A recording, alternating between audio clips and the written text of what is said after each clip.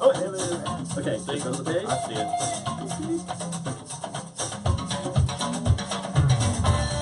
Yes, we have our own intro music. There it is. There we go. And now refresh. No, I didn't want to do that. Go back. I keep touching stuff. Quit touching. No touching. Dave's already on. Scroll down. Yeah, or refresh the screen. Let's scroll down. It's already on. Here we are. How's it going, Facebook? We're trying to figure out technology here, you know. That's what we do the first minute. And then everyone's, what are we doing? I don't know. Yes, keep stalling. Stretch it out. You on the page? Yes, it's on the page. Are you going too far? You gotta go back up. I swear, refresh the page again. I got you. All right. How's it going, Facebook? The wonderful world of technology. I just realized, for those who are, trying to figure out, you clicked on the message and you clicked on watch the show, and it's taking you to last week's show. The joys of technology. I forgot to update the link. It's me. My fault. So we have to figure this out on the fly. You know, it's just how we roll. I want to welcome you guys to the Whine Don't Whine Show, the fastest growing live feed show on Facebook, America. We have a problem. You know what I'm talking about. Anybody that was around for the last election has seen it. We have lost the ability to disagree civilly. I mean, I call it the zero to Nazi effect. You know what I'm talking about. In any given conversation where there's a disagreement, it's the length of time it takes to go from zero to you're a Nazi, I'm going to punch you in the face now, and I'm going to go outside and burn your car down. We got a solution. Right here on this show, we've got a solution. We're pouring great wine. We're bringing people together from all different walks of life. And we're learning how to disagree civilly over a great glass of wine. Nailed it. So, oh, you got it? Figured it Got out? it. All right, Figured it they out. got it. All right, at least we got that part working. So, today, we're going to have some typically great wine. I have no idea. I haven't had this. Typically great. I haven't had this wine yet, so I don't know if it's any good. But we're going to be talking about some serious stuff over a great glass of wine. We're going to be talking about the whole Las Vegas thing, right? The whole Las Vegas shooting thing. Is it terrorism? Is it an act of domestic terrorism? Is there conspiracy going on behind it? I don't know where the conversation is going to go, but we're going to have a lot of fun. And you guys are as much part of the show as the guest on the show. Be sure to comment, drop your comments in the feed. We'll address them during the show, and that also takes the show in a new direction. So be a part of the show. I'm going to also be, and I just had to remember, I was like, where was I at in all this big conversation? I'm also going to be giving away all kind of prizes on the show today. Stick around. Make sure you watch. Somewhere around the 5:40 mark, we're going to give away A free iPhone. Oh, wait. Yeah, whose phone is that? Oh, wait. It's Joe's phone. We're going to be giving away a great bottle of red or white wine, your choice. We're going to be giving away the coolest, right here, Gray Pad, as displayed by our panelist, Harley. The I'm a Gray Pad t-shirt, that's right. In vino veritas, as the back says, right? So in wine truth for you Latin challenge people. Very cool shirt. And we're going to be giving away, you probably can't see this. I don't know how I'll have to zoom in here, Ash, if you're not zoomed in. The Gary Vee book. If you're not a Gary Vee fan, you should be a Gary Vee fan. Gary started out in wine, so you know he's cool.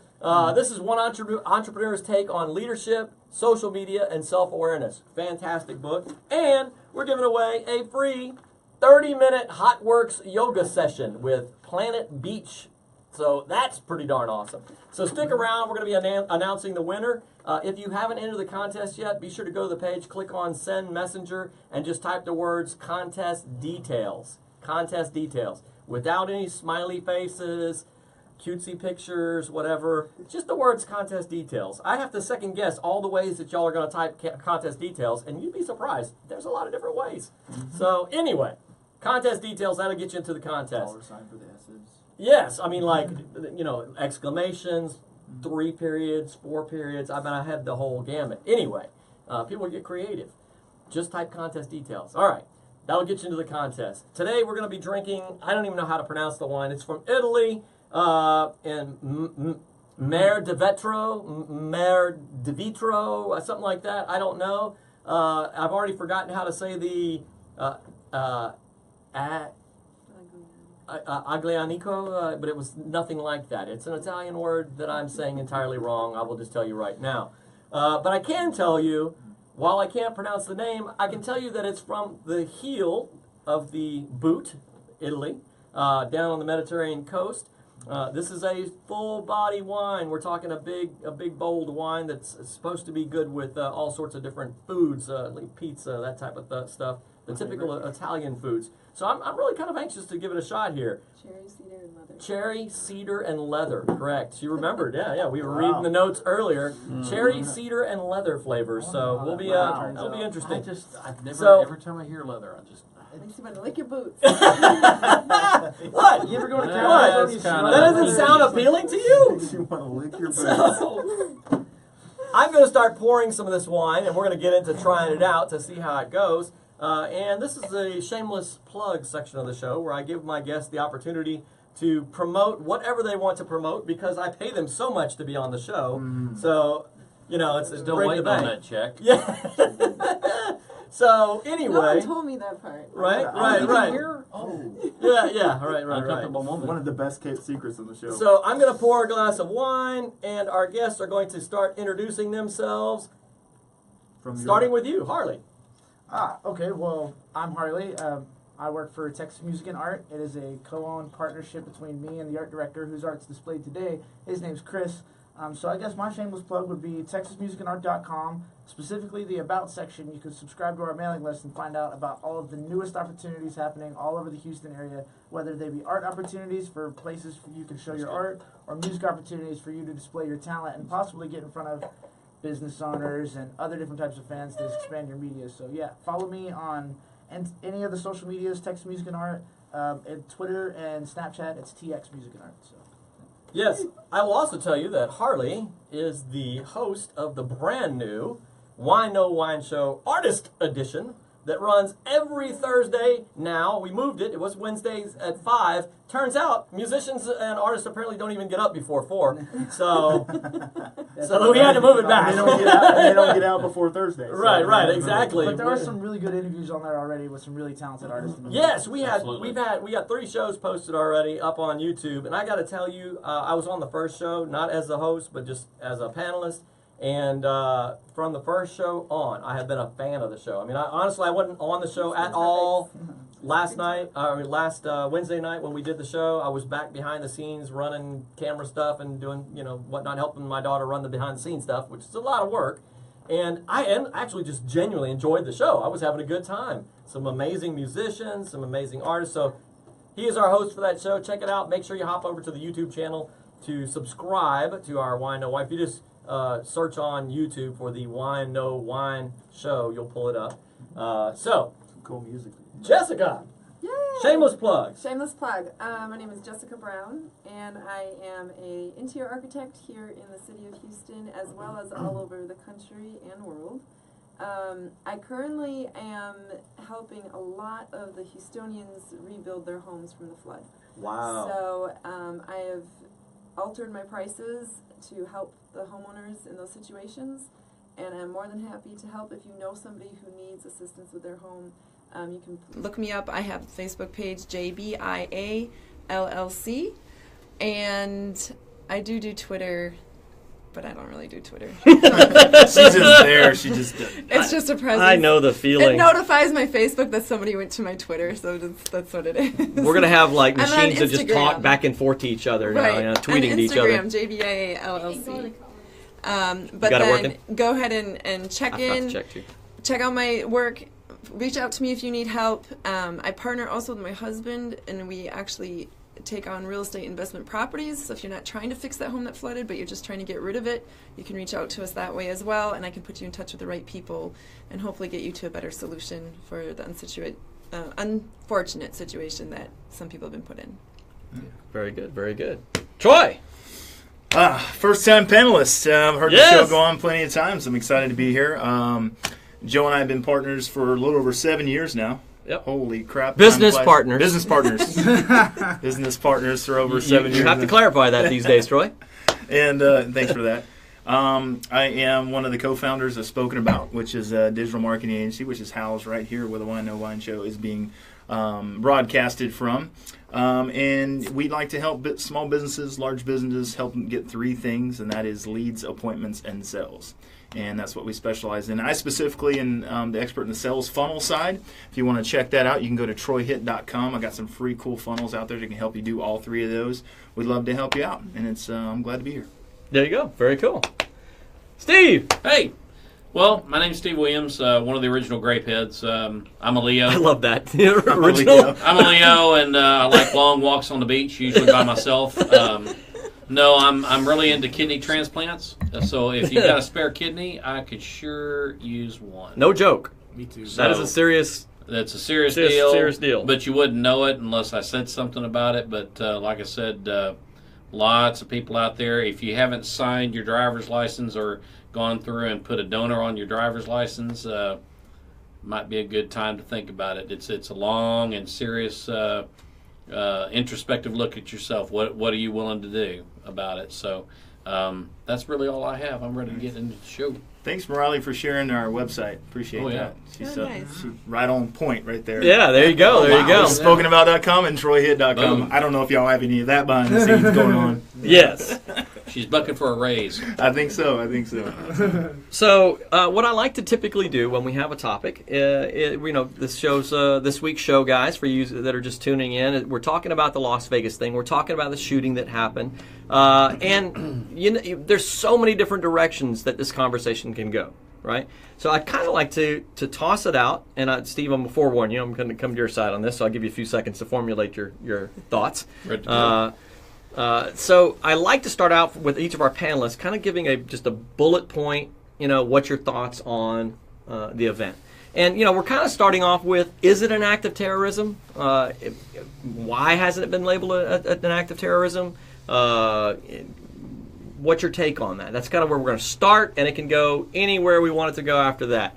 So you guys chime in as well, because we're going to come back to your comments in the feed here shortly. Is the Las Vegas shooting an act of terrorism? What is your thoughts? Share your opinion on that. The guy has a beard and is wearing a shirt of a guy with a beard. It's my selfie shirt. That's deep. That's Troy. I just had beard. Changed my name on there so they. Oh yeah. We'll edit it. Yeah. I don't know if she can do it on the fly. Yeah. Yeah, it's a guy with a beard wearing a shirt of a beard. But we'll definitely make sure it's properly updated. But yeah, this is my selfie shirt. Yeah, the selfie shirt. Mm-hmm. Yeah. So it took a while for me to stand still in the mirror to get that. But to draw it, he drew it on his shirt with an X-Acto. So yeah, with X-Acto. Not X-Acto. Sharpie. Yeah. X-Acto. That would have been painful.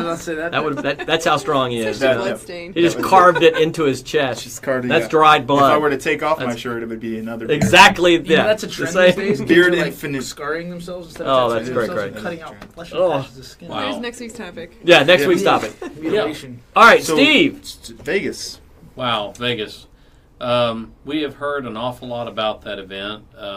First off, my personal views. I was asked this question a week ago. Well, what do you think? And I said, well, I don't think it's an act of terrorism. I think it's more of a very selfish person who wanted attention, and he got it.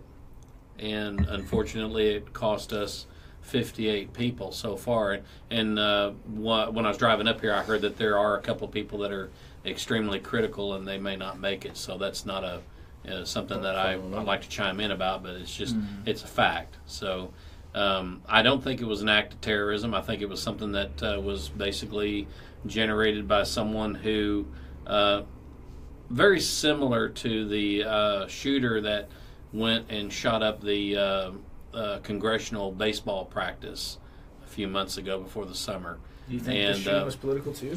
I think it was politically He's based. shifting into host mode over here. Because the narrative has been Hang on. Let bullet point thought. We'll come back around. The narrative has been to support this idea that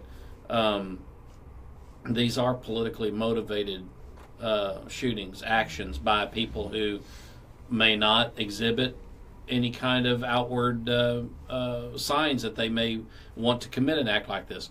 And last week when I was asked this question, I said, well, what can we do to stop this? And I very simply said, nothing.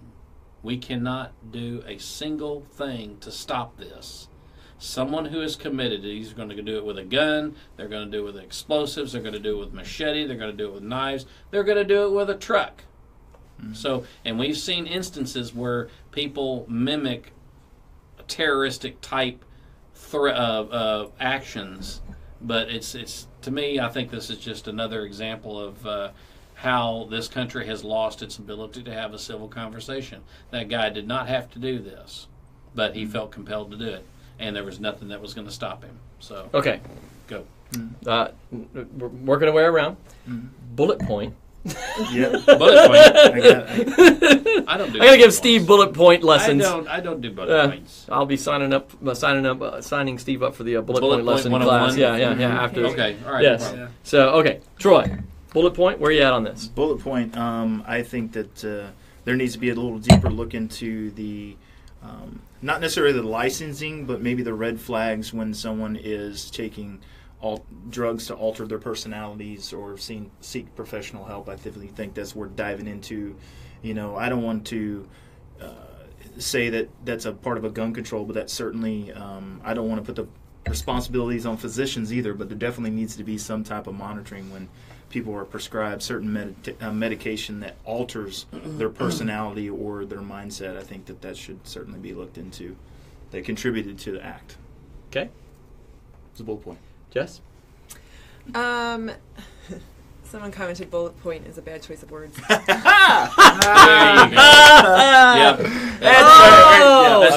That's So actually I'll actually Joseph. That's actually a pretty, Yeah, it is. pretty good He's here all week. humor. He's here Yeah, all week. yeah, that's pretty good. So I'll actually say my key point. Yes, your summation. Yeah, your. I actually think it's absolutely Yeah, domestic yeah. terrorism, and the problem I have is why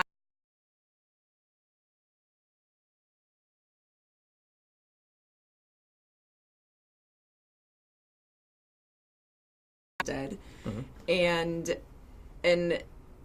you can't not bring up the fact that if anything else happens with any other terrorist, it's immediately identified as terrorism the very first day.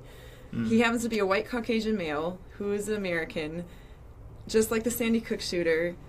And it's the situation that, well, let's look deeper into, let's see if we can find something else. Let's find a different, no, let's say an act of terrorism is any act that instills fear into the everyday life of Americans or anybody. One of our Somewhere there's a definition. there's Yeah, we'll right get to Right. Yeah. So it's saying We'll get to political, that. religious, Save or it. ideological. But for me, an act of terrorism is if you are afraid to do your daily activities. You're afraid to now go to a concert. You're afraid for your child to go to elementary school. That is instilling terror in you. It is an act of terrorism. So that's where I sit. Okay, good. We'll get back to discussion in a second here. Carly, bullet points. Okay, so Don't make me sign you up for the class. here's my point. Here's my beef. One, I would like to see a little bit closer into the autopsy of the shooter. I would like to know whether or not that was a suicide or not, for sure, first. And two, I kind of stand with you on the act of terrorism thing, but like I said, seeing the autopsy would solve a lot of those problems for me just because Sandy Hook being government orchestrated, 9/11 being government orchestrated, yeah, I said it. What all of these, growing up and being a millennial, being the youngest in this room, like, no offense, just I've seen nothing but government lies my entire life. I'm also a military kid, so for me to just glaze over the fact that it doesn't matter that there's just that many people dead, like, I get that, sure, maybe an act of terrorism, but there should be a little bit more attention there. We need to dig a little deeper and find out what's going on. Is this left, right wing? Is this pharmaceuticals doing something here? Was this targeted at a specific somebody? Who were the deaths, and why? Would there be any motive there? I don't know. There's a lot to talk about in this subject, but I definitely don't stand on the same ground as you were saying. Like, there's it can't be just Okay, so real quick, couple comments. I do want to go back, Ash, if you would, to the definition. Toss it out. Being an English major, I'm a big fan of the idea that words have meanings. Mariley posted this for us. Act of terrorism. The calculated use of violence or the threat of violence against civilians in order to attain goals that are political or religious or ideological in nature, and that's an act of terrorism. The calculated use of violence. against civilians in order to attain goals that are political, religious, or ideological in nature. This is done through intimidation or coercion or instilling fear. And that's from the freedictionary.com. So, Still love you though. Welcome to the show. Welcome No. to the show. We're gonna hash this out. So one, I always kind of like the the baseline of if we're gonna be debating the idea of is this an act of terrorism. As much as possible, I like to try to remove feelings from it. I feel like this is terror. There was a passing comment from that somebody said, well, I think it was while you were talking, so I was probably responding to your statement. I'm guessing that's the case. That someone said, according to that definition, anytime someone hit around a corner and yelled boo, that would be an act of terrorism because somebody was scared.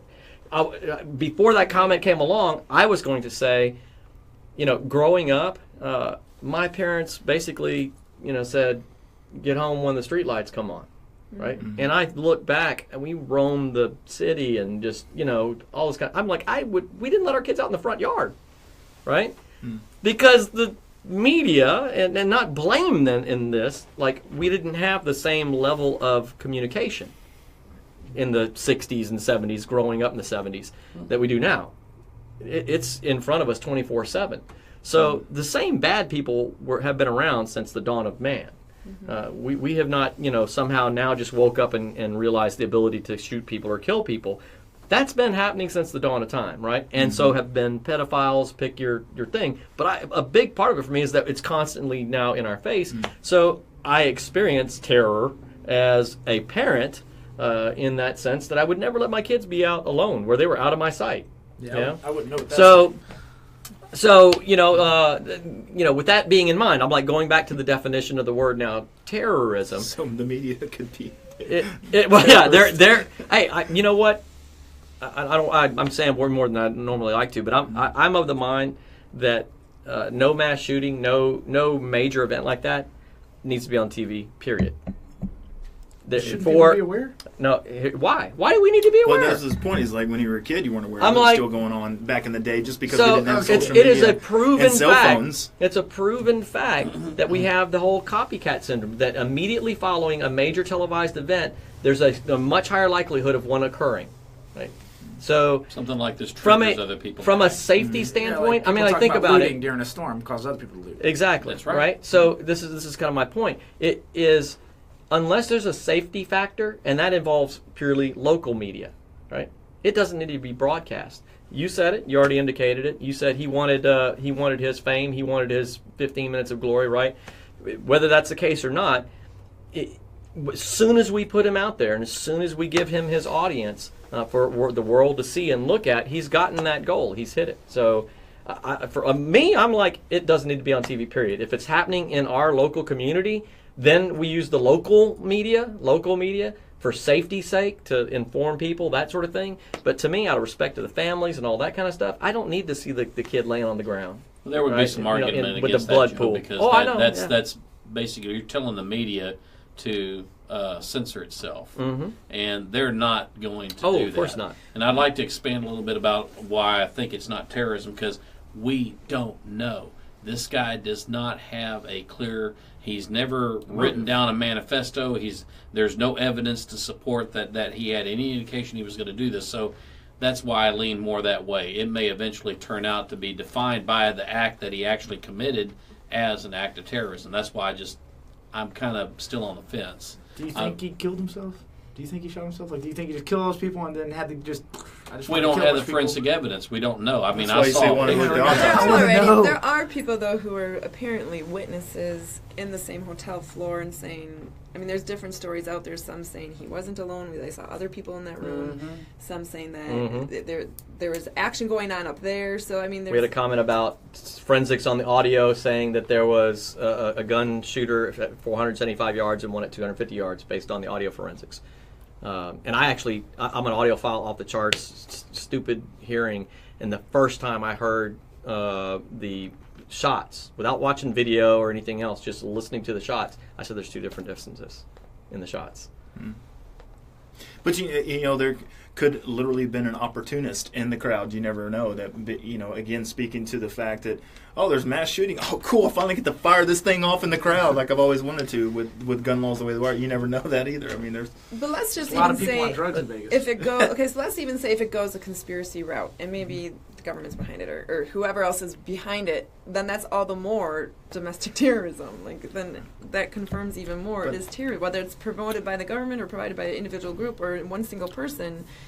That is an act of terrorism, and no, jumping up behind a corner or saying boo to somebody is not terrorism. And of course, there's always been an argument to take something to an extreme, but I would say arguing 58 corpses 6 feet under probably is a little different than jumping behind a corner. I think there's some sensitivity there that you can always take things extremely and I personally won't go to a haunted house because I don't want to give people control of my fear. I don't want them scaring the crap out of me because that's an excellent point. I just don't go. So we've got a couple of great comments here in the feed. Get your guys' thoughts on this. Scroll back down a little bit there, babe. I'm sorry. Mr. Apley. I don't know if I'm saying your name right. Scott. It's Scott. It's Scott. H. Scott. H. Scott Apley said, "I don't believe terrorism and being filled with terror are not necessarily synonymous." Okay, so I don't know. I knew what you meant there. I don't think they're necessarily synonymous. Being filled with terror and terrorism aren't necessarily the same thing. For me to be classified as an act of terrorism, there had to be a message communicated through the act or political or social objectives. So there's a good comment. Maurice chimed in with this comment. He said, Congress is trying to pass a bill to legalize silencers. Guns are bigger and better. Technically, that's suppressors, not silencers. There's a big difference. But nevertheless, that point can be addressed. We can talk about guns and the bigger and better guns. Nicole! Nicole! I guarantee it's first show. Yes, I've never seen her chime in before, visit the show. So here she is. Her husband's on, and now she's watching. I see how this works, Nicole. See how it works? Yeah. So we had a live video pop up on the screen. And David is chiming in, and he's challenging me on my news, shutting down the news. And he said, Joe, would this be a deviation from your libertarian streak? Talking about me, taking it off the TV. We should have freedom of the airwaves unless they show something you don't agree with. I will tell you it is entirely consistent with my libertarian motives because I'm protecting the liberty of the individuals in the United States. Their liberty is more threatened when we put acts of violence on the TV. That is a proven scientific fact. I can back it up. Secondly, the families with their loved one that are being shown on the ground in a pool of blood, where I would ask you, where's the benefit to the rest of the United States in that? I would ask you, where's the liberty of protecting that family's privacy by showing that? It doesn't need to be on TV. So I would argue that my position of screening this from the TV is entirely consistent with my libertarian streak that I have. So there you go. Well, they've had reporters since time, war reporters that filmed gruesome acts of war, and for probably in their mind for history. What if we didn't film the Holocaust? To document. Well, we're not there filming the gas chamber. But in addition, we saw everything in Time magazine, like he's saying. We saw these reporters that are doing it. What's the difference? And it's very much after the fact. So anyway, go ahead. I don't want to sidetrack the conversation too much. Also, to your point of not airing if there was a shooting, but if you actually look at a lot of the foreign news, if you go to BBC or they show far more gruesome things. I mean, America is so babied to what the real world is. We don't see anything happening in Africa hardly ever. We don't see the stuff going down in the Philippines ever. That stuff is being completely filtered for us not to see.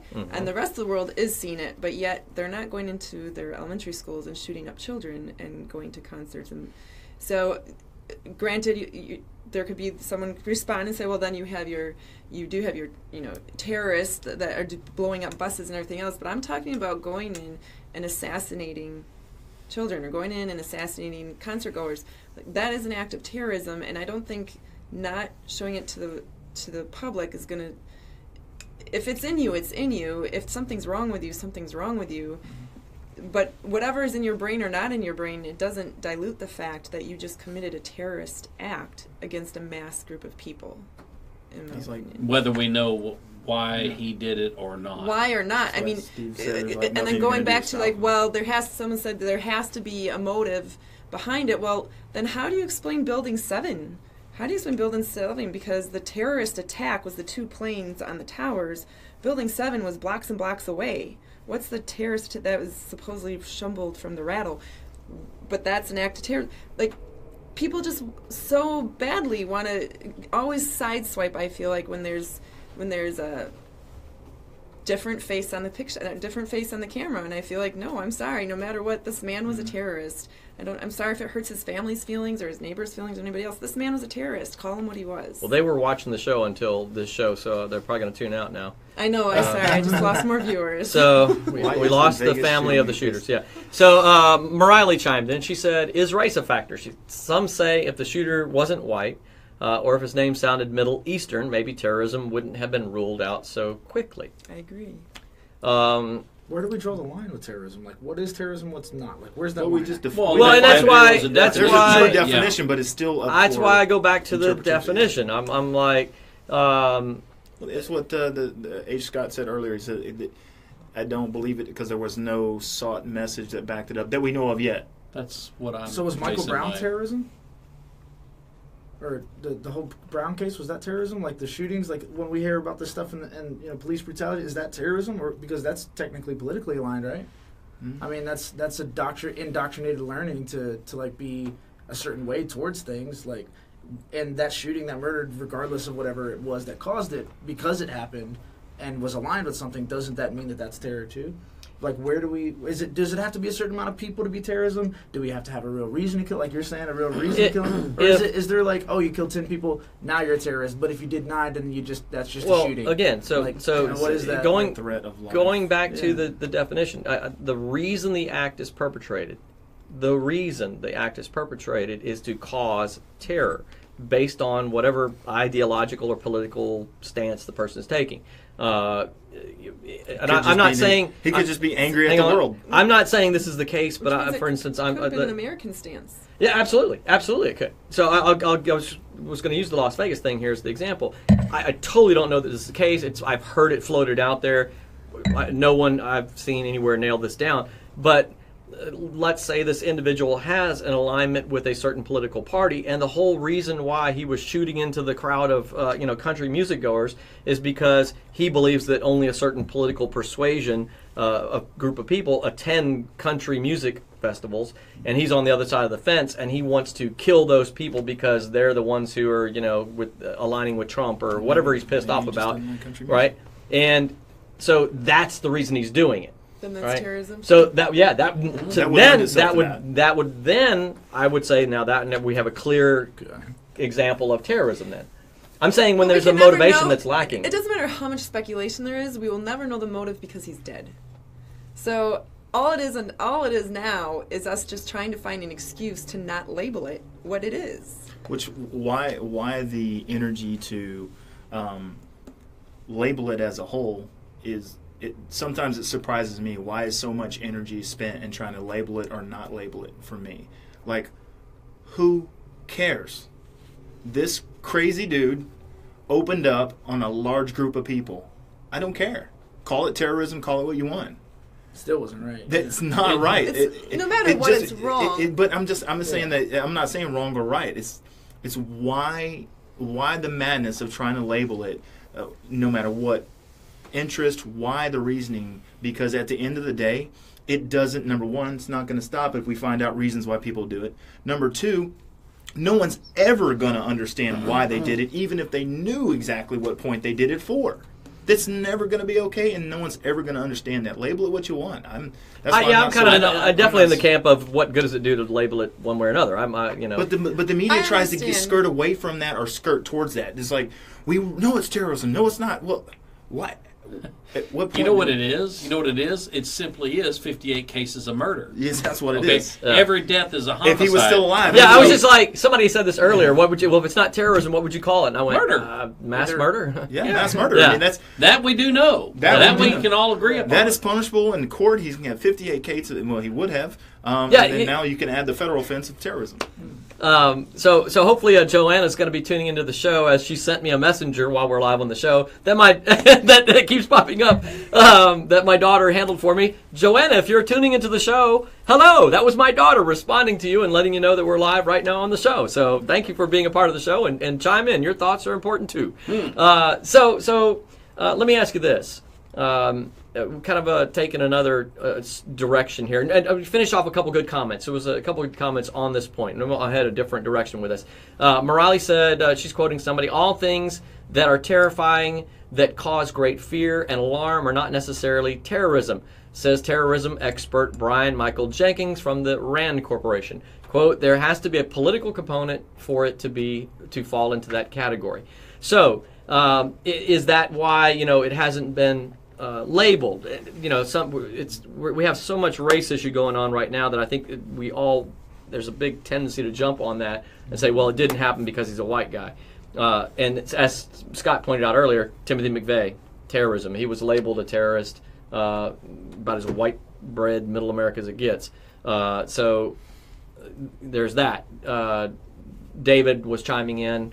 Said no, the mere fact that he's Middle Eastern would not be a factor in whether it was a terrorist act or not. What would make it a factor is if he's a practicing devout Islam or Muslim, and he shouted Allah Akbar prior to the act, because that is then ideological. He is motivated by an ideological I don't know that I thing. agree with that one.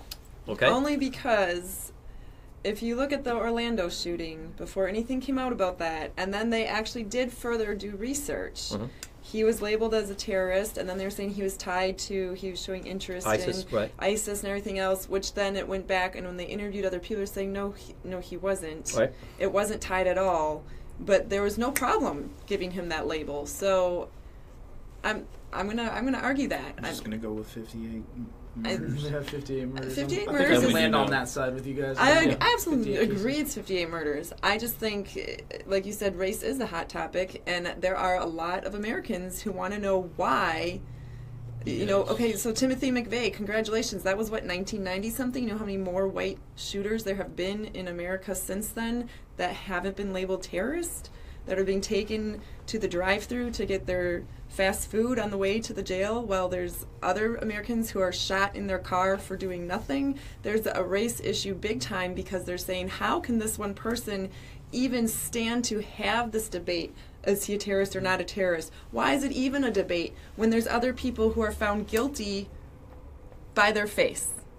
So I think it does come down to race issue. It's not even a terrorist issue. It is again back to the race issue of, why does he even get that privilege of this conversation taking place? Why is he not found guilty at the scene? Period. At face value. At face value, Well, he's we just guilty, don't done. know an awful lot about this guy, and so the reason why I wanted to make sure that we all know this, the reason why I'm skull blocked on the 58 is because 59 would be him, because either he took his own life or somebody popped him like a pimple. So I think it's just it's something that we get so drug into the drama of this, and rightfully so. I mean, this hurt this country, tremendously, and we're going to have this conversation. It happens every single time.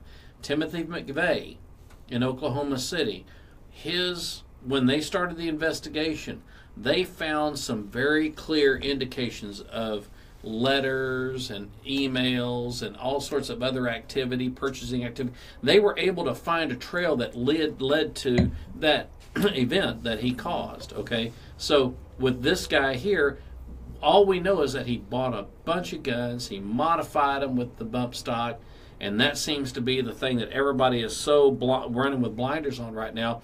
Everybody on both sides of the political ledger are saying, well, let's ban bump stocks. Well, anybody who's been a shooter for as long as I have knows that those are the most sloppily fired weapons that you could ever have. There were designed. That was a perfect thing for him to use in that from that hotel. So, go ahead, ban the bump stock. You're not going to hurt anybody except anybody that just already has one. And good luck telling them. I don't have one. I don't need one. None of the folks that I shoot with semi-automatic's have one. perfectly fine. So yeah, it works just fine, but not for that purpose. Okay, Right. we all know what the reasons are, and that's another show topic. But all I'm saying is that we That's to create know a mass we know what shooting. this guy. What he did, he killed 58 people. He murdered 58 people, and he did it with a whole bunch of weapons. Half of those suckers jammed. That's why there were so many pauses in the shooting. And so, we can go through the technical aspects, but because that's all we know. We already know the technical aspects of it. We just don't know why yet. We know he was having some psychiatric treatment. He could, yeah. Yeah, I was gonna. I want to head another direction with this and ask you guys, because you were already touching on it, and David just mentioned it as well. I would, because I did a lot of research on this related to prescription drugs and mass shootings in America. I would encourage you to go look up mass shootings, not just in America but worldwide, and see. There is definitely a thread related to prescription drugs. That's very consistent. But I was shocked. I had no idea. First of all, the number of killers out there that have killed 8, 9, 10, 12, 14 people, there's scores of them, right? That we don't see, that we don't know about. And you would be surprised, there was a huge percentage of Asian men that were mass shooters. That was completely baffling to me. I'd never even seen it or heard about it. The number of minorities overall, I think people would be very shocked if you went and looked at in America, not just worldwide, but specifically in America, mass shooters and who they were and who they are. First of all, it's an untrue statement to say that the majority are white. They're not. It's literally not true. And that's not my opinion. I mean, I actually had that opinion prior to looking it up, right? But in reality, it's not the case. It is more minority than it is white. Now, until recently, the guy in Orlando was the top of the list of the killers. He's been outdone by the guy in Las Vegas, but he was a minority. So even on the large scale. That's a narrative that I think is pushed in the media when we see that it's mass shooters, that it's the white guy. Fort Hood, yeah, it was a minority. Can I intervene real quick? Sure. Just real quick, the guy in Vegas is not the top number of mass shooters, because if you actually do your research and go back in American history, there are multiple occasions where 300 African Americans shot down at one time. Native Americans, too. Native Americans, tears. Broken knee. I mean, so many other events that are like, well, that's different. No, there's actually way, way more people killed in one mass shooting than what we're talking about right now. Just those things don't get the attention. How do you think, if I can pose a question, like what can we do for these families? What really can we do? We treat them like natural disaster victims? Like, how can we help their kids get around the fact that they lost a dad? How can we help their kids get along with the fact that they lost a mom? And for what? I mean, we're sitting here and we can't even really land on a reason why it happened. I mean, we'll never know. Like you said, he's dead. So what do we do to right this as Americans coming together? Like, how can we come together after something so horrific? Yeah, there's no way to right that ship. I think there's support systems already in place for, even from one murderous attack to 1,000, there's already support systems in place with the medical teams, with the churches, with the communities. They're already in place. Now, when they're done in a large capacity, much like hurricane relief for Harvey, it does task the service. But, there's so much recovery from acts like this that families suffer from the mom all the way down to the kids and the siblings. But those support systems are already in place for that to happen. Psychological help, medical help, and just the community aspect. That I'm always confident that there's no magic bullet to help people overcome that. But I think that our country does a great job in supporting the victims in that. So I don't. Okay. Well, I don't think we do a great job. I think we're so numb to it all that we've moved on. These families haven't moved on. They're still mourning, but No, gosh, no. I Yeah, think no, no. I think there's so many that like. I don't think we've moved on because we're actually having a show about it So- right now and bringing it attention. So, with that being said, I get what she means by that. Yeah, though, I mean, like, you know, I definitely I see that, but there is a healing process in moving on. We can't expect the world to stop, okay? But we have to acknowledge it, which is why we're having the topic on the show. As far as the support system goes, it's a much different topic, a much different element of that. But I think regardless of, I don't even know where to go to start supporting. Like, yeah, what? Well, mean, I the hell think can one I of the do, things you to know? support, That's why and Red you'll Cross find is under this the gun with for the so many, Red Cross, you'll find this with so many families who suffered these type of incidences. It's always easy to move on with our lives because we're not the ones directly affected. But if you go look at the families who get directly affected in these events throughout history, they're the ones that become the activists. They're the ones that are going to the Capitol. They are the ones that are saying something has to be done. They're the ones that are saying the school safety, do the security guards have guns, not have security. They're the ones that are saying we have to come up, instead of being like, well, we give the response, we'll pray for them. Okay, I am a Christian. I 100% believe in the power of prayer, but saying we'll pray for them is not being an active Christian. So it's one of those things where, like, I'm passionate about helping others, and I'll donate if your kid comes to my door, but until I myself have Alzheimer's, now I want to know how can we get more people to raise money. I think until you're put in the position, Americans tend to be like, well, I'm really sorry that happened. Not saying we're insensitive, just saying, gosh, that sucked. This is horrible for our country. And then we kind of move on until all of a sudden, if it's something in your immediate circle, it's like, your world stops. No, something has to be done. And that's where you're saying, what can we do? And that's where we need to reach out to those families. Say, are there petitions going out? What is being done? And how can we be active that way rather than our prayers and thoughts are with you? I was in a conversation with somebody, and they were just, livid. Off the charts livid that Trump was, tweeting insensitive tweets about some other non-issue when there was this earthquake going on in Mexico City, and just how horrible of a human being he was. It was on and on and on. And I'm like, forget where I land on whether I agree with him or not. It has nothing to do with this. I'm like, literally, there's a tragedy going on every second all around the world, right? So to support your comment on this, right, we are numb to it by the media. And this is not blaming the media, which I blame the media for a lot. This is not blaming them for this. But there's literally a tragedy going on somewhere at any given moment all around the world every second of every day, because it's a big freaking world and there's a lot of people in it, right?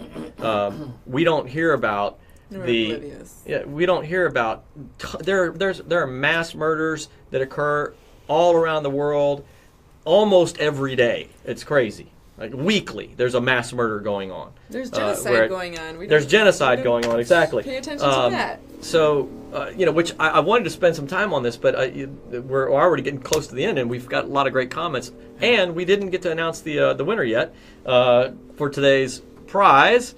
So I wanted to throw that out there real quick. Today's winner of the free bottle of wine, I'll give you a choice of red or white. The T-shirt, as displayed by Harley, the I'm a Great Pet T-shirt, and it's on the floor, so I don't want to pick it up.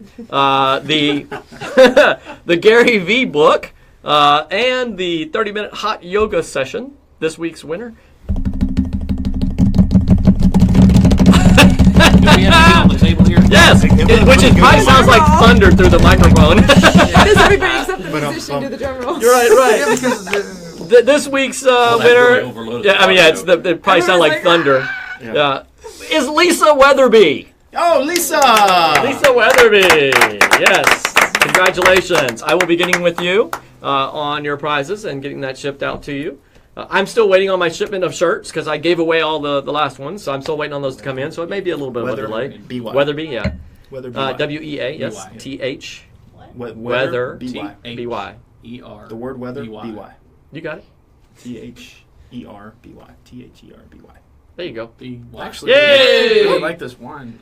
We're gonna rate the wine here. I'm gonna ask a question that we probably don't have enough time to deal with. but I'm going to ask it anyway.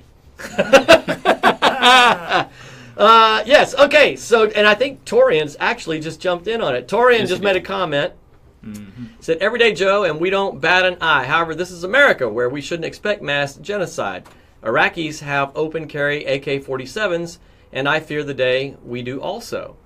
Very timely comment, Torian, because I actually wanted to ask this question. With every...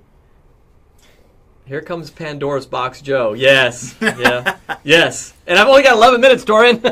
Torian's going to be on the show. He lives out of town. Military gentleman. Always has great salient comments. He's going to be on the show. I'm really looking forward to having him on about stricter gun laws. And whether the citizens should have access to the kind of weapons that this guy had in his room. He had 23 rifles in his room. And some of them had been, if I understand correctly, because I'm definitely not up on all the ins and outs of this case, had been illegally modified. They were legally obtained, I believe, but had been illegally modified to be converted to full automatic. It's just a $50 modification. So, I don't know enough about the case specifically to whether that's a true statement or not, but that's what I heard. So my question is, with a whopping 10 minutes left in the show, we can go longer if need be. It's our show. Nobody's paying the bills around here but me, so deal with it. Deal with it. And Troy, technically, so we're splitting the cost of the studio together as business partners. Yeah. So anyway. You didn't know that, did you? Yeah. I didn't tell him until now. So Explains that other expense. Right. Yeah. He's going now. The ledger's starting to make more sense. What is this $4,000 a month wine expense? Expensive carpet you put on the walls. So, should we as citizens have access to these kind of weapons? Torian said he fears the day that our citizens will have AK-47s. Yes. They do already. It is certainly a fear. But you're looking at a gun-toting Texan, so I probably don't have anything to object against us being able to have access to those weapons. I think that's going to be it's going to be very difficult to try to suppress that. And no pun intended with suppressors, but it'd be very difficult to suppress that. I think that stricter gun laws is such an ambiguous statement. How strict? What do you mean? I mean, right now, currently, I have to give them my driver's license. I have to go through a background check, and then I can get a weapon. Then it doesn't matter, rifle, shotgun, pistol, it doesn't matter. I can get one because I'm not a convicted felon. I think the only thing that I can add to that as far as stricter gun laws, I think that there has to be a tie, and right now the records are horrible, first of all. The records are absolutely horrible. Like, they're literally paper files when people register for weapons. So that's the first thing. The second thing is, in this case where there is drugs, behavior, altering drugs that alter the behavior, I think that somebody has to be notified. I don't know who that is, but somebody has to be notified that they're on, pedophiles are on a file. Why can't people that maybe have mind-altering drugs be on some type of psychiatric problems or something like that? I get that sometimes there's things you can't avoid, but I think that it should be something looked into that. I can't say specifically, but I just don't see there being a way to restrict access to that in a way that, I don't know. Were you trying to go at it from an aspect, if you are on a psychotropic drug, a drug that is supposed to calm you down for some mental affliction, whether temporary or permanent, that is an automatic ban for that person not to be able to have a firearm for whatever purpose? Yeah, for whatever purpose at a period of time. There is... we have a no-fly list. We have, we have people who can't get driver's license because they've done so many offenses behind the wheel. They've had too many DWIs. I think that there is got to be some type of tie when you put something. A motor vehicle has been considered a weapon. That's why they put this strict laws on there. If you drink and drive too many times, you can't have a driver's license. I don't think that drugs should be excluded from that possibility of allowing someone to obtain a weapon legally or not. I think it should be. And if they already had the weaponry, if they already had the firearms, and they are somehow diagnosed, and a doctor says that you have a need for this drug. Oh, by the way, Mr. Williams, do you have any guns? Yeah. Am I going to admit to it?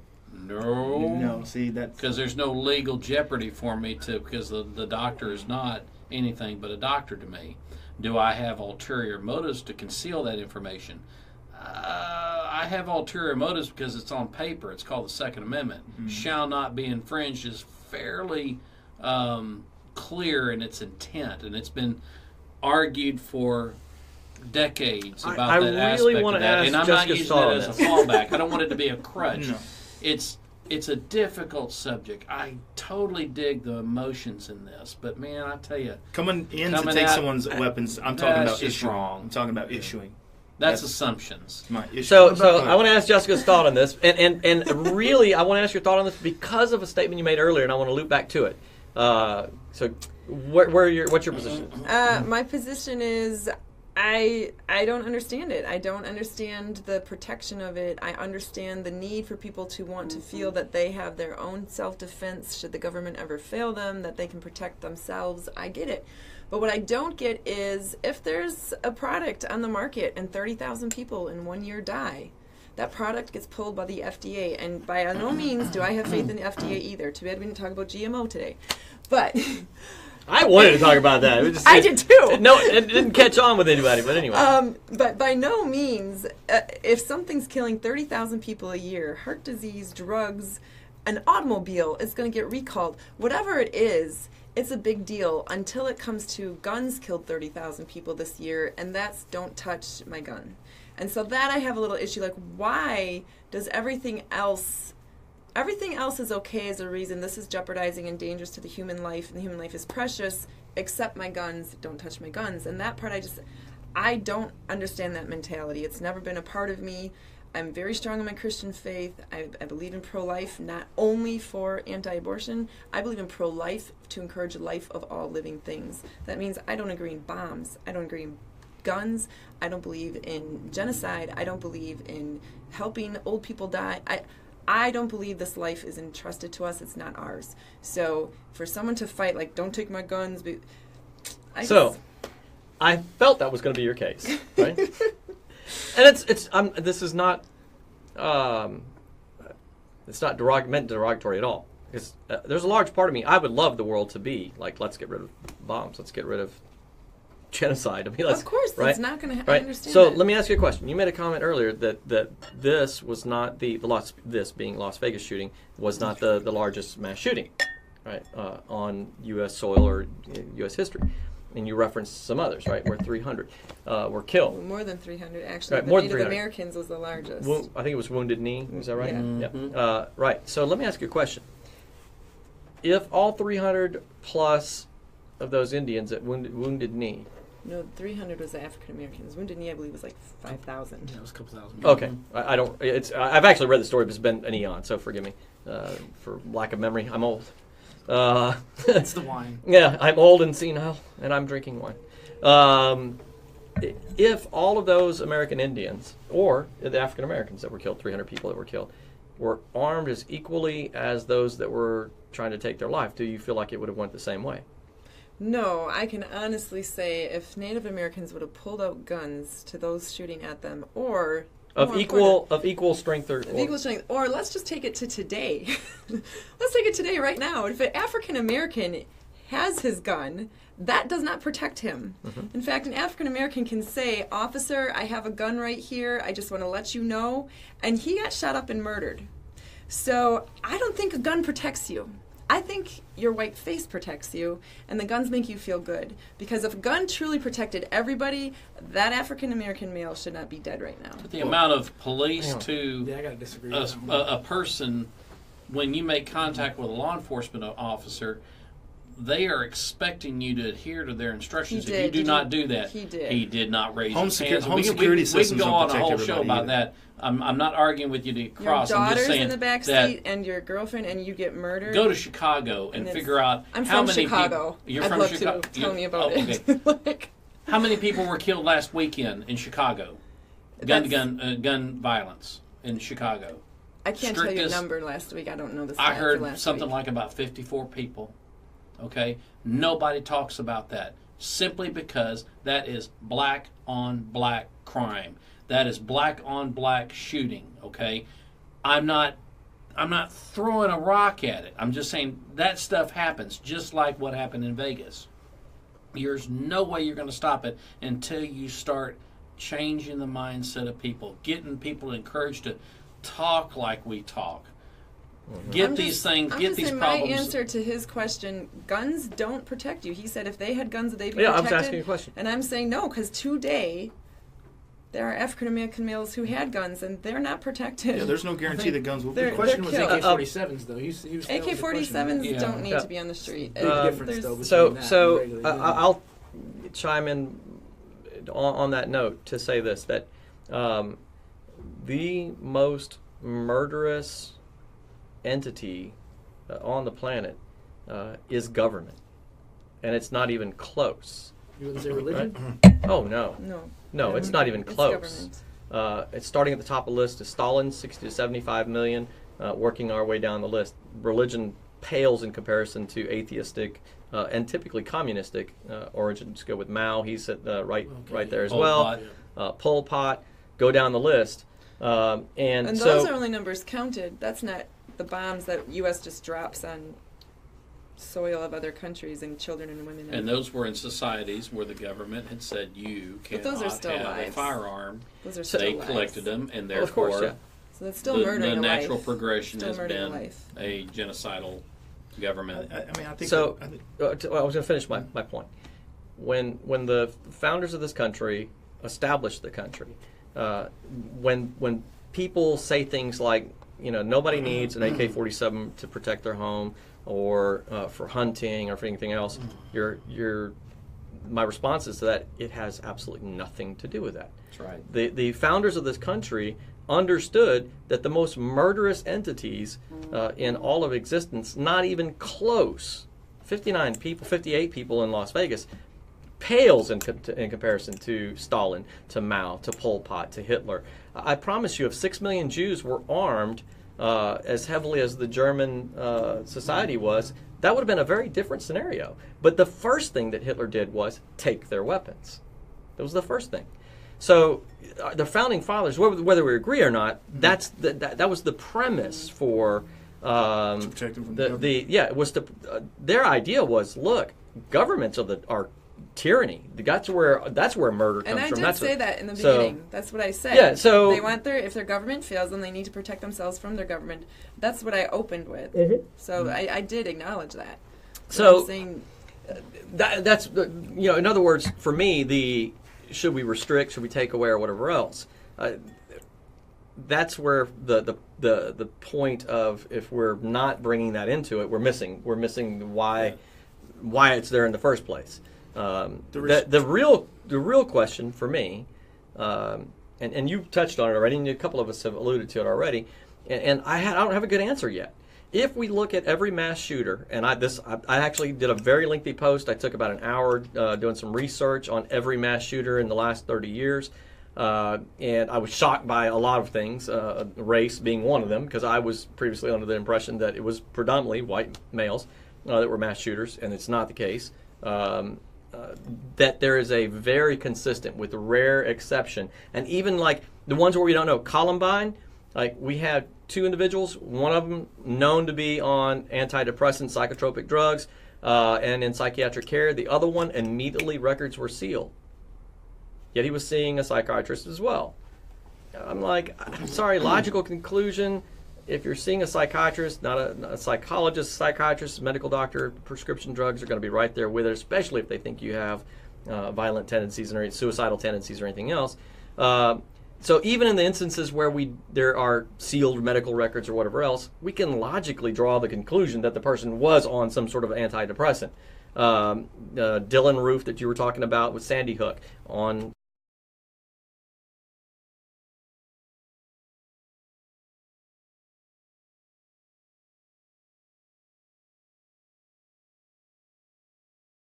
Yet we have eyewitness testimony from an acquaintance of his that straight up told him that he was like going through like hardcore research on antidepressants because he felt like he had a psychotic episode.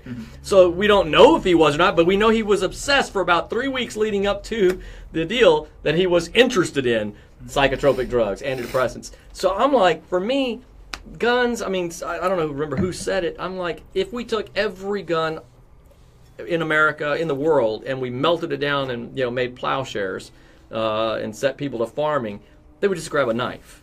And if they didn't have a knife, they would just grab a shovel, a bat, whatever. If you have murder in your heart, you're going to commit murder, period. And I was going to say that too. I guess for me, I cannot relate to the mentality of I need my guns, because there's no part of me that feels I have the authority to take someone's life no matter what. I don't have it in me. And you can say, even well, if they were trying to kill you? If they were trying to kill you, Your kids? I don't have it in me to take somebody's life. I have 3 children. I don't have it in me to take someone's life. I can read the stories of the woman who, her son was murdered by the young man and he was put to prison, and she's the one who went to the prison and ended up ministering to him, and now he's like a son to her, replacing her. I understand forgiveness. I understand compassion. I understand love, because that is what my faith teaches me. My faith teaches me compassion, forgiveness, and love. It doesn't teach me, if you feel threatened, shoot them up. If you feel scared, have your guns ready. Like, that's not my faith, so I can't relate to it. I just can't. I can understand if that's how other people, that's how their hearts feel, but that's not That's mine. exactly it. It's how people feel about their level of security and their level of protection. You mentioned a while ago that guns don't protect people, and everybody agreed that guns don't protect people. So why even have them? Well, why even have home security systems? Why even have those? Why lock your doors? Why lock your doors? It's just it's a personal sense of security, and that's really what it boils down to. And to lend to the point about the drugs, I wasn't talking about going into people's houses and taking their guns away from them after they've got diagnosed with some kind of brain altering. I'm talking about the restriction of issuing weapons to someone that may show a history of that. That should be it should be a discussion. I don't have an answer, but that's not going to solve the problem. I'm just going to say that if the research that you did show, and I know Joe when he gets on research has a lot of ties to it, that's a large section that could help. I mean, it would only lend itself to maybe helping that problem. It's not going to stop what we saw. It's not, but it could lend itself to maybe lessen that, and maybe. And just maybe the country, by knowing that, it could give them a better sense of security where they don't feel like they have to have weapons. To be clear, Torian chimed in. He said, I hate to be the bearer of bad news, but regardless of how many weapons the people own, a government takeover is not happening anytime soon. I 100% agree with that, Torian. The idea isn't government takeover. Anytime soon. Brad, what's up, buddy? But to be clear, I wanted to be clear, was that if our government turned on us, like in early Nazi Germany, where a segment of our society was being hauled off to concentration camps and cattle cars, a well-armed populace. I don't have to be Jewish to say, no, I'm actually not going to allow that to happen. You're not going to come for my neighbor. I can't take that stand. And if I'm armed equally with the government, and all of us agree, now that's, to Troy's point, that is a deterrent. The government has to consider, right? It was said, I think Japan didn't want to invade America back in the World War II because they felt that there was a gun behind every tree, behind every blade of grass. You invade right? America, yeah, because a well-armed society is a polite society. How many people have seen Schindler's List? I've seen. Everybody's yeah, absolutely. Do you know the true story behind the Schindler's Jews? Save the thought. Yeah. I'm gonna finish this thought, and you can come back to if you still remember. From a biblical worldview, I'm ordained, and I can absolutely get the mindset, 100%. Right. I'll also tell you though that from a scriptural standpoint, if a person broke into your home during the light of day and you took his life, this is in biblical times, that was not allowed. It was not legal, right, from a biblical worldview. Yet if the same person broke into your house in the cover of night and you took his life, that was legal. Which biblical view? New and Old. That was actually in the New Testament talking about this, right? And here's why. And let me put it this way: law never changed from Old to New. We live under grace of the New Testament, but then we're getting to way deep theology here. But to bring that, Jesus actually kind of changed a couple of laws there. To bring it back home though to this point, there was a reason for that. Was that even according to God's view from a law standpoint in Scripture was under the cover of night, that person breaking in, the ability for the homeowner to, even in biblical times, to assess whether that person was a physical threat to the life of their family was now not known or less easy to determine because he was under the cover of night. And so, even from God's perspective, killing the person, not murdering the person, and there's a difference because the Ten Commandments doesn't say thou shalt not kill, it says thou shalt not commit murder, right? And there's a difference. It has to do with intent and all that sort of thing. So in that scenario, in Scripture, it was saying, look, if the person's breaking in during the light of day and you have the ability to determine that they're not a life threat to you or your family, then you can't take their life. Right. That'd be murder. But in the scenario where that couldn't be determined because of the cover of night, then it was legal. And so, I would key in on your word there of intent, because someone commented, I promise if someone is beating your kids, you're going to kill them. And I can tell you, Brett, no, I'm not going to kill them, because my father actually is a police officer. He was a police officer my entire life. Growing if they were up. killing your kids, I'd still kill them. If they were killing your kids. Here's the thing. If someone is imposing harm on my child, yes, I'm going to defend my child. Don't get me wrong. Yes, I'm going to do whatever I can. But not to the extent that I need to kill that person. If someone breaks into my home at night and I have a baseball bat to hit them, if I've knocked them out and that's enough and I can now call the police to handle the rest, I don't need to keep smashing till the brains are smashed out and I know he's dead. I don't need to physically kill somebody. My father's argument, the biggest argument that he always says, who I said, he was a police officer for almost 18 years, my entire childhood growing up, there is no need to kill somebody. You can shoot them in the legs, you can impair them, you can make them unavailable to do any more harm. But to take someone's life is putting the power of God in your own hands. And you don't have you ever been to a gun range, by the way? I've never even shot a gun in my life. So I would encourage you to try it. No thanks. It's a great lesson. No desire. Here's I grew up with a gun in my house. I just told you my father's a police officer. Right. And there's a reason. I told you my father's a police officer. There's a gun in my home. I have no desire. So there's a reason why I asked that question, though, right?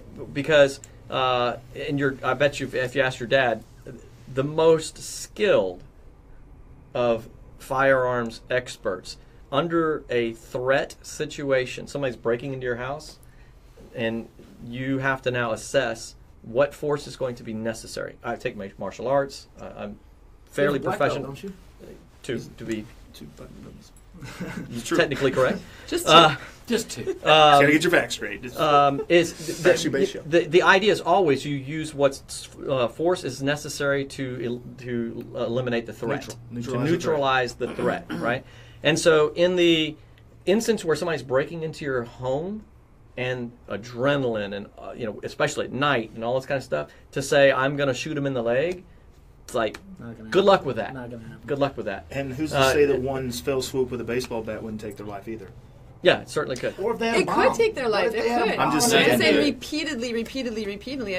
I will My father's had his use. life threatened multiple times, and I can say my father's never killed anybody. He's had his life threatened multiple times. I bet he's you never across killed the board, anybody. someone who defended themselves, I bet you across the board, 90% of the times they didn't kill their assailant. Yeah. I was just going to say. I mean, again, operating under the principle of the force necessary to neutralize the threat. Well, the way Texas law is that all adults, this is what's in the castle law. Not that. No, I'm not going anywhere near that.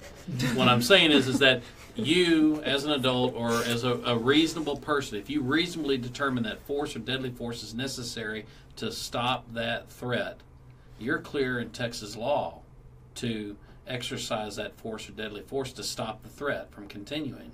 It says nothing about you going to completely bash brains out or shoot them in the face 10 times. Right. That's not what it's saying. You reasonably determine that the threat to you or your kids or anybody in your immediate area is going to hurt somebody. You are allowed by Texas law to exercise force or deadly force to stop that threat. So that's not an excuse. I am totally on board with what you're saying there as far as I'm just going to use what's I think is reasonable. That is maturity. That is absolutely within the law. There is nothing that says about the mechanism that you use to stop that threat. So I'm backing you up on that because I think that was a very good thing that you said. Yeah. Troy said something earlier in the program that I think was very, very relevant. what was it? I'm not going to let somebody control my fear. Yes. That have is control. so Have cool control of my fear. that I think that gun owners or people that know how to do martial arts, we do not live in fear. We're not going to go to a concert and think, gosh, am I going to look up that hotel or that office building and think somebody's going to smash out a window and start shooting everybody? That's not being free. That's not having liberty to enjoy your life, liberty, and pursuit of happiness. You can't stop it.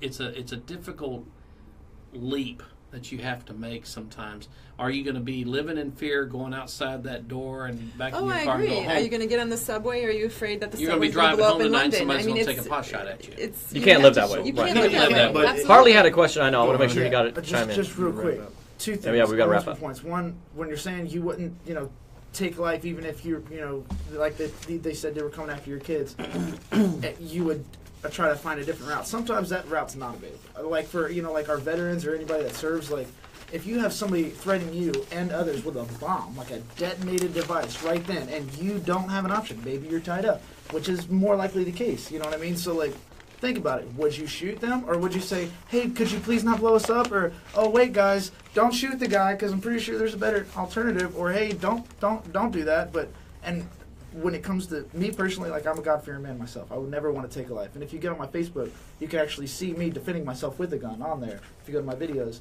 But even though I was carrying that gun at that fireworks stand, it wasn't with the intent to kill, but because I had that gun and because that gun worked and I used it exactly the way I was taught and trained, I didn't get robbed. Everything turned out fine. Nobody got hurt. Yeah, they got away, but at the end of the day, I didn't get robbed and nobody got hurt.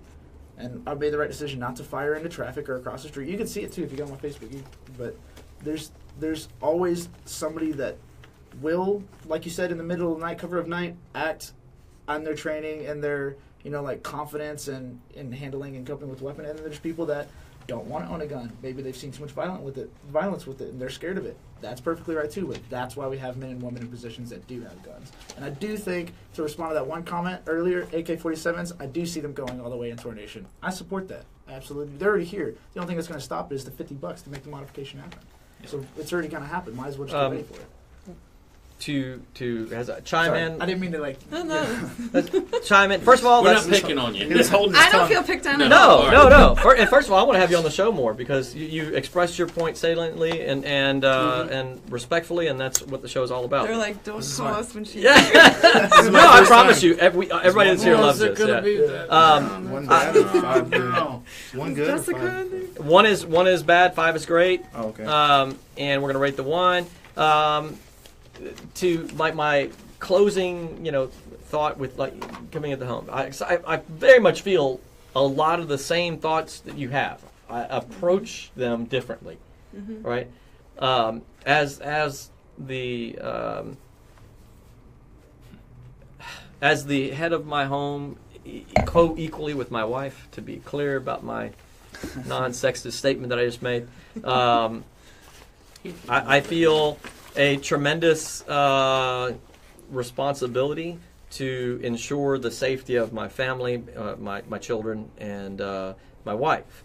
And should anyone deem it necessary to enter my home, that's very specifically, enter my home, they automatically, by that very act, put me in the position to assume that they mean a threat. I don't have the luxury to assume otherwise. I don't have the luxury to assume, well, they're here non-violently just to take some things, right? And you're not going to waste time asking them. Exactly. Yeah. So I must, and therefore that's why I train on the range. That's why I train in the studio, the martial arts studio, to use whatever force necessary to not egregiously or excessively exercise force, but to use whatever force necessary to eliminate the threat, to neutralize. That's the best word. To neutralize the threat.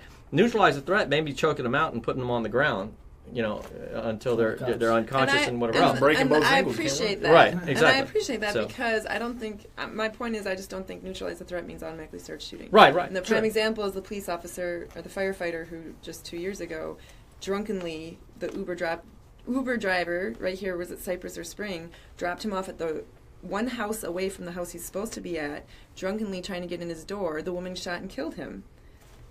All it took was a simple, like, oh, it's my neighbor.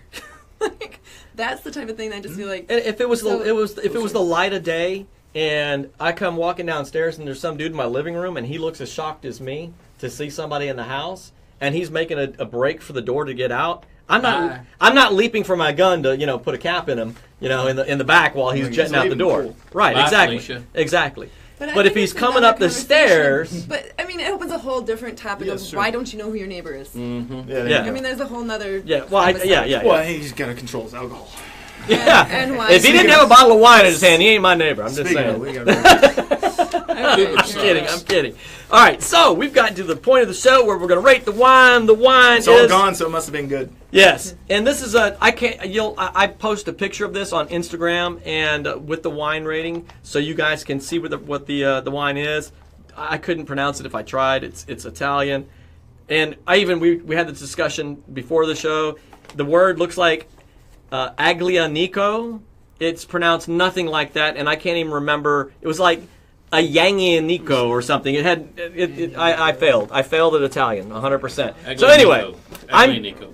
Ianico. Wasn't it? Aglianico. Ianico. I think it was. There was no G. It was like a There's Y no G, it's sound. like Yeah. Ianico. If there's an Ianico. Italian viewer, let us know what this word Right. means. So Yeah. I'm gonna post a picture picture of of it it, on the site. and we're gonna have the rating. So this is the fun part of the show where we get to rate the wine. So I will start with Harley. Wow.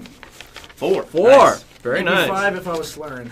There just wasn't another bottle. Yes. Another bottle. All right. Okay, I did 5 because Nice. I don't like reds, but I can see this paired with a really great Mm-hmm. flatbread pizza. It'd be phenomenal, and the tannin is not too strong in this for me, so this impressed me because I really don't like reds. I have to tell you, like when you smell it right off the bat, it has a very ooh, this is going to be a bold wine. It had a big smell to it, right? And then when you drink it, it was surprisingly smooth. It's very smooth. It was very smooth. I was very impressed, and I try to be pretty reserved with my 5s. So I'm going to give this Ashley. That's 4.5. no, I'm going 4 to 3/4. 4.75. Nice. 4.75. So, huh? I do a 0.25. Well, I don't drink wine at all. That's actually probably the second bottle of wine I had my whole life. And yeah, that's true. It's true. Wow. So, which was one of my reservations when coming on the show, that I don't drink wine, but I found it very pleasant. I actually refilled it once. So, I'm going to give it a 4. All right. Yay. Steve. Quattro. Quattro. That's a 4. good wine. Yeah, very, Nice. very, I think very you get solid past wine. solid. Yes, very, very solid wine. It was Torian really said, "Bring the Chicagoan back when I'm on. We need balance." Nice. My mom was CPD, so we can relate. So Chicago Police Department. Yes. Yeah. See, we Is have. that what that means? I Yeah. don't know. Okay. We have You didn't know that. Torian, we I'm have teasing. fantastic people on the Okay. show. If you tune into this show on a regular basis, one thing that we have as a rule here, there's no labels. So I don't invite people on to say, well, Steve is a Republican, and forget that. He just outed you. Oh, I'm You so heard it. destroyed. You heard it on the show. Steve heard was it outed.